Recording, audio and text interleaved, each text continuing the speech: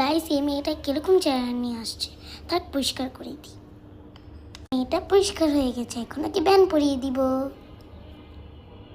এখন একটা mask and মাস্কের উপর দিয়ে দুইটা শসা। এখন ওর মুখটা ভালোভাবে পরিষ্কার করে দিব। এখন ওকে একটা ক্রিম লাগিয়ে দিব, পরিষ্কার করব। ওকে একটু গালের ভিতরে একটু একটা ময়শ্চারাইজার লাগিয়ে দিলাম।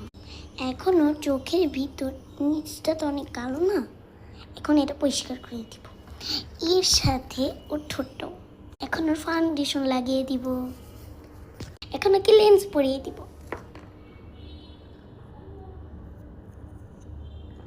এর সাথে ব্যান্ডটাও খুলে ফেলবো।